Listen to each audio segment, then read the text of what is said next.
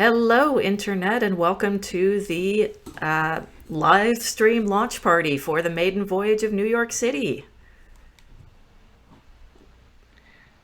Hello, everyone. Thanks for joining us. You have the festive cat ears. I didn't do anything quite on that level, although, if you can see, I do have my Oh, Lovecraft shirt.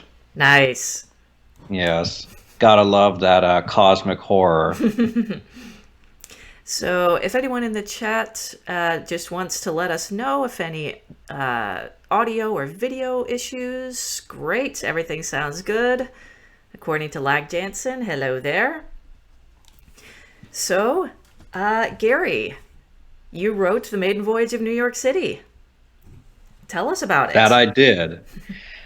So, the maiden voyage of New York City is the inspiration of a lot of different things. On the one hand, I was inspired by one of my favorite authors of all time, Ian MacDonald. Are you aware of his work, or is this new to you? I don't think I am. Okay, well, he's not like Stephen King or any of the people who you find in every single dentist's operating or waiting room. He's not as big, but he has some absolutely brilliant books that are, I would say lovingly, they're very thick. They're thick as all hell. But there was one book that he wrote called River of Gods, and it was about India in the year 2048. And it absolutely blew my mind. First of all, I tried reading it and I couldn't get through it the first time, but then I tried again. It's basically 550 pages of setup, but then it's 50 pages of just mind-blowing climax. It really was amazing, and I wanted to do something similar to that, something that was very character driven, that was hugely imaginative, something which would speak to our time. And so I came up with this idea, which the book is essentially about New York City about 150 years from now, when the sea levels have risen and New York essentially becomes like a Venice with skyscrapers. At least Manhattan does, as it revives from its flooded state. It floats on platforms. But just because New York City can be saved while much of the world is falling apart, there are still problems, and there is a conspiracy under the surface, pun intended. And essentially, you see the city through the eyes of six characters. And that to me is sort of the core of the novel, in that it's a story about a city, but it's told through the characters themselves.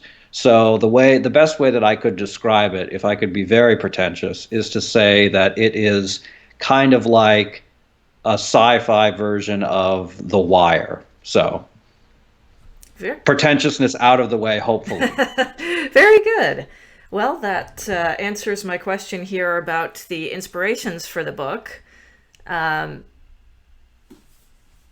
so I have to ask. I know that you're from Oregon, and you're currently doing your postdoctorate, your Doctorate, doctorate. yes. Finishing up my dissertation, yeah. You're doing that at the University of Houston. So I have to ask, why New York City? So I think that New York City lends itself to good fiction just because it is a naturally good setting for a story, because New York City, it has so much history about it. It is pretty, I think, mythologized and built up. When I spent a year teaching English in France, and basically every kid there wanted to go to New York City. If you go to France, everyone's wearing the NY baseball caps. It's pretty amazing, and I think that New York City more than pretty much any other world city, is a place that has such a natural diversity, which allows for interesting stories. I mean, it's such a melting pot of different cultures and peoples and languages that it it really is beyond comprehension in some ways. And so I thought that it would be a very good setting. And there's just the fact that I wanted to do a story about a big major coastal city and how it would be affected. And I think for the United States, it's probably going to be New York. It's funny, if you actually look on, maybe I should drop a link in Twitch in a bit, but there are certain projections that scientists have made of how the rising climate is going to, or how the rising sea levels are going to affect cities. And surprisingly, I think Los Angeles is going to be relatively okay. So if you're in LA, don't worry. Your home will probably not be flooded anytime soon, although the East Coast is going to be largely hit. So if I had to do a story about an East Coast city, I mean, I think it pretty much has to be New York City. I mean, I don't know what else is there. Boston. I mean, no offense to Boston, but I feel like that wouldn't be quite as epic. Fair enough.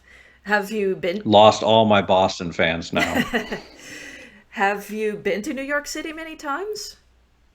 Not many times, no, but I have toured around it. I did the whole tourist thing where immediately you just look up and see these incredible things. So yeah, I have been there. I do need to go back. It's been a couple years, but it really is, I think, both awe-inspiring, both as tourists, but also just passing by so many people, which I guess that's changing. But when you just can walk down the street and you pass by thousands of people, just that feel was very incredible. So it definitely inspired me.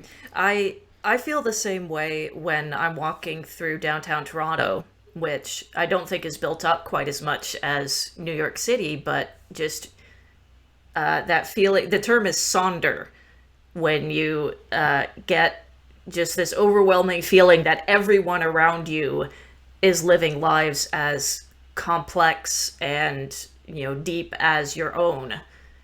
And getting that feeling from walking around with so many people all around you is, there's a certain magic to it, I find. Yeah, it is. And it's interesting to see both where they connect and then where they disconnect. And that's something which the story really looks at, because the novel looks at how these drastic changes affect the individuals, but then how this all comes together, because there is this dark conspiracy on the one hand, but there also are these aspirations of some people in power that this will be this great new metropolis, that even as the world is entering into a catastrophic state, that New York City will be this shining utopia.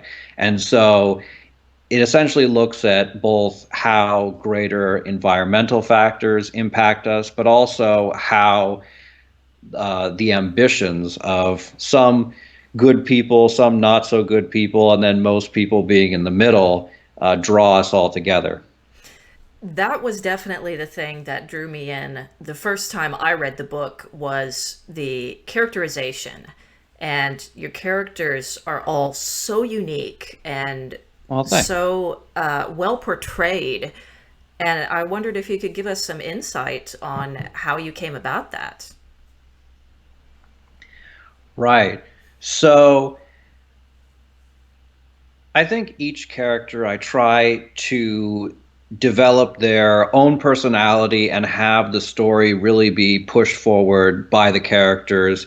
I know some people, they like to have this greater arcing plot and the characters move towards it, but I try to have essentially each character shape the plot. And each character that I was inspired to write, I think it mostly just came from interesting people that I would uh, or even just interesting aspects of people. So for each of the characters, so the some of the main characters there are there's two police officers. One is sort of a disillusioned, disenchanted officer named Alex, and then his partner Cassidy Kakia, who has deals with bipolar and mental problems, which I've had experience with that as well, dealing with some friends and family members who have those sorts of things. And so I wanted to look at that, not so much as a disability, but as a character trait.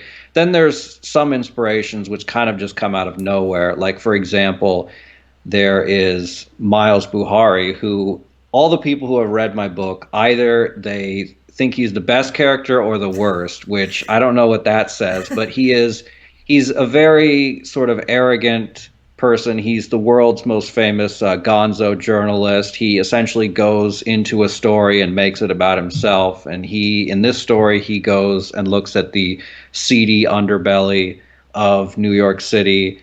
And for me, I think he was sort of a combination of Hunter S. Thompson and then Idris Elba, because I pretty much think that Idris Elba is the coolest person in the universe. And in the book, Miles Buhari is a ethnically African, but he's from the United Kingdom, or what's left of it.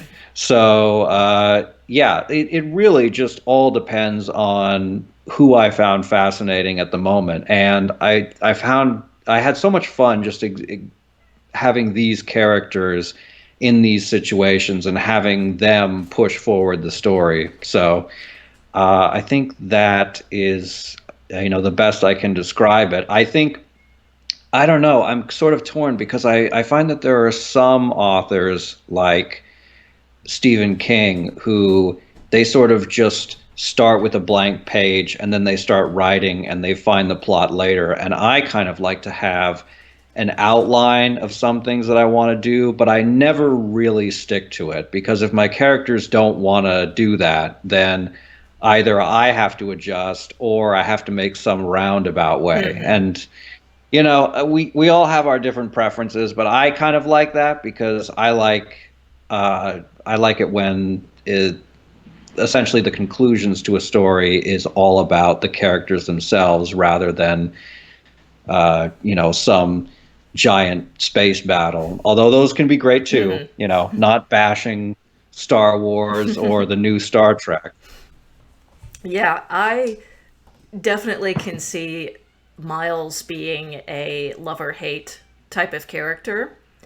And I think if I met Miles in person, I would definitely hate him. Probably wouldn't talk to you. So yeah. Yeah. Well, he's just pompous. He's a pompous ass, really. Oh, see, I kind of love him. So there you go. That's a difference of opinion. Well, and that's the thing.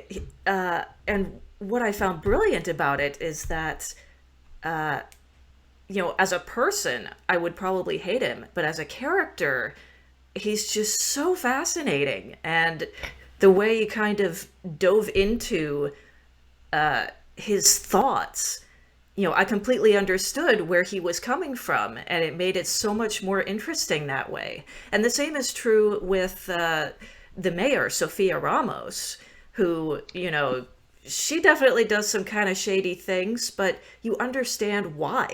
And I thought that was really brilliant.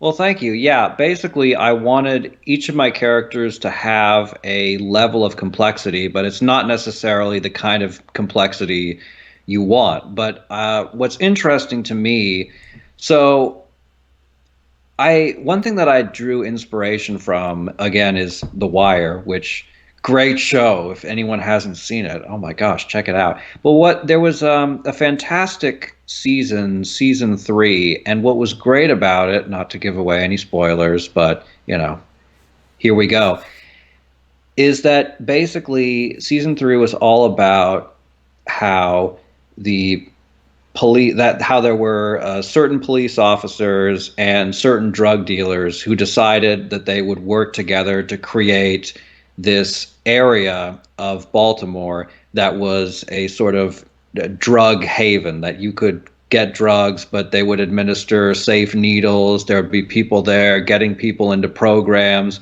and that sort of thing. And it actually led to a decrease in overdoses. It led to all these positive things. But at the same time, um, essentially the word got out about this, and so you have the police commissioner who got in trouble because, oh my gosh, he's letting people just trade drugs for free, and then the mayor gets in trouble, and the governor, and then that goes up to the governor, and you have all these people who are all trying to do the right thing. But the way that the season ends is that there's a massive raid, all these people get beaten up, houses get burned down, and this is the net outcome of all of these people trying to make their community better, and yet it results in this horrendous outcome. And so I drew a lot of inspiration from that, and I wanted to look at how you could have mostly sympathetic characters.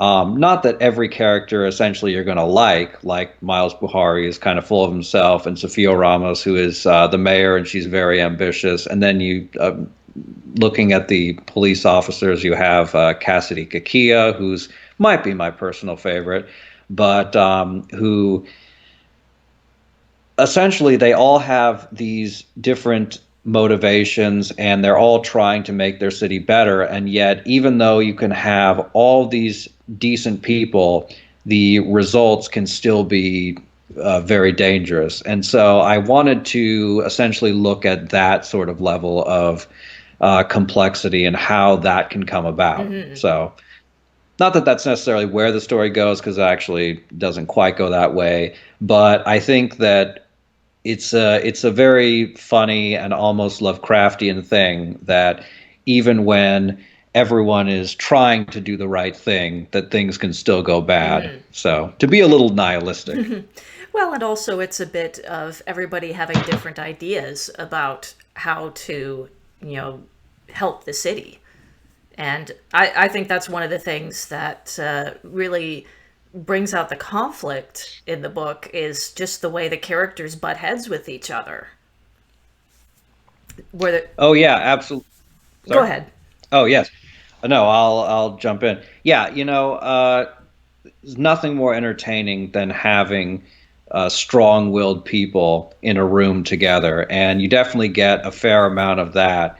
And I think it does have a lot to do with the different backgrounds, which again I think is why New York City is just such a great setting for a story, because it kind of exemplifies every division in America while also having a sense of unity, because obviously there are all these different people living in a city together, but then there are ethnic neighborhoods. There is the richest places in America, Manhattan, and then there's, specifically Wall Street, but then there are much poorer areas. And so having all of these people who have very different backgrounds, different ethnicities, different, in the case of Cassidy Kakia, having some mental issues. Miles Buhari is literally from a different country. And then seeing them sort of transcend that, because that's another theme of the book, because you have someone like Sophia Ramos who grows up in a Spanish-speaking household. She was pretty disadvantaged, but then she becomes the mayor, and when New York City revives, then suddenly she's on track to being, who knows, maybe the governor, maybe the president. And has she been changed by that, or is she still the same person that she was? So I think that having all these people essentially under pressure and struggling and then coming into either conflict or unity together, it makes for sort of the best kind of story, in my opinion. I Not agree. to say that my book is literally the best there is, but you know what? It might be. You never know. Okay, pretentiousness not done with. Well, that's what we're here for. All right. Well, I think that's a good start for now. Shall we take a break and maybe get some reading done?